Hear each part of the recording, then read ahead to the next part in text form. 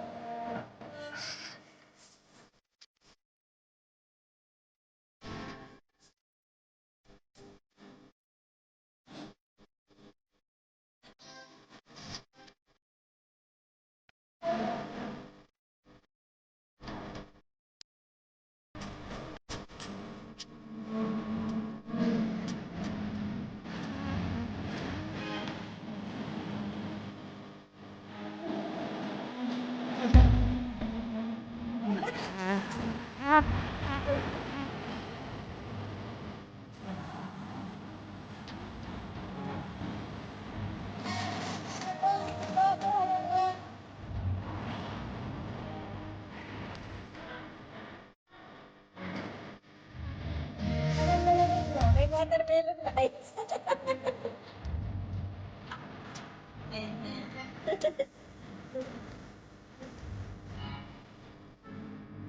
Oh, pag-watermelon yan. Watermelon po.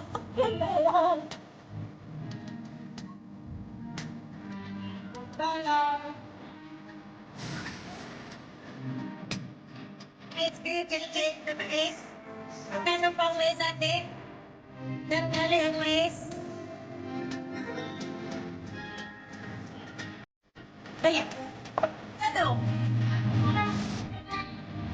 Magtatanong lang ba? Magtatanong nga ba? Hindi ko naman.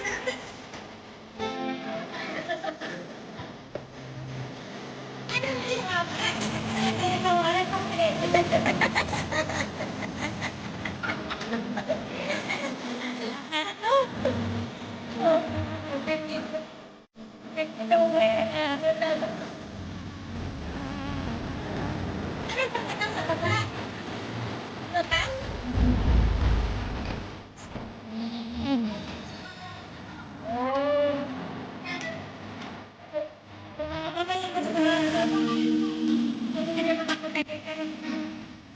Sige na, sayaw ka na to.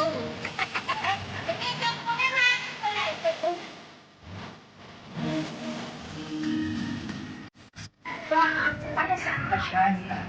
Ako dito, para ating mga OFW, mga kaya ng terminal airport tax, naging na lang ito mga si para ba kunayan na nakakayo.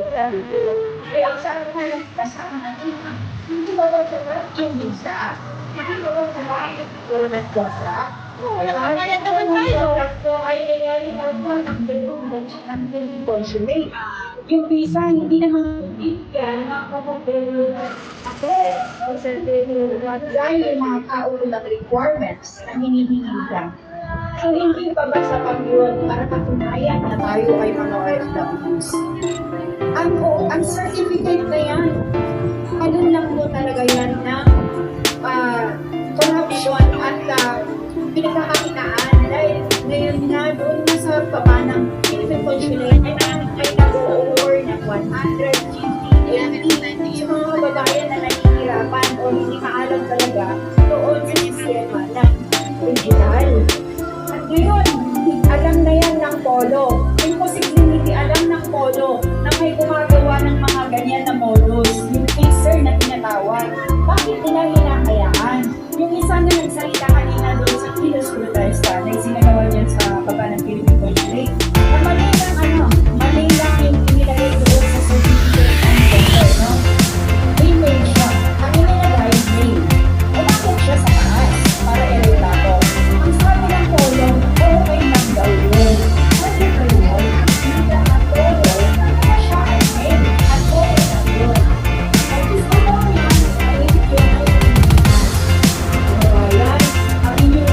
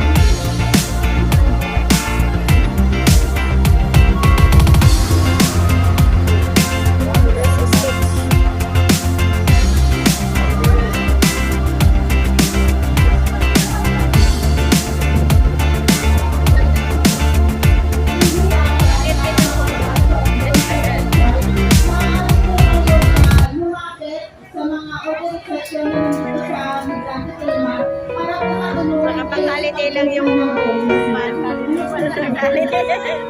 alitin yung aso.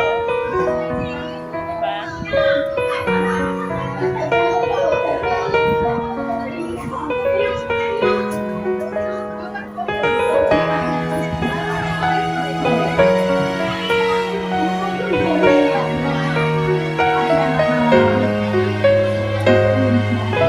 Loki!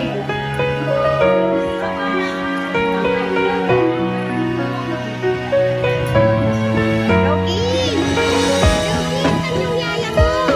Asan yung yaya mo?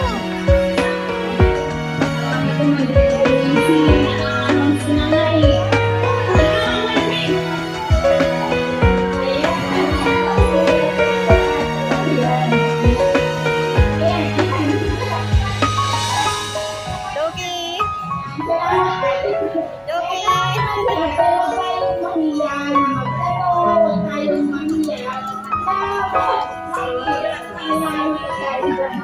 Sasalita mo sa yung may-ari ng aso.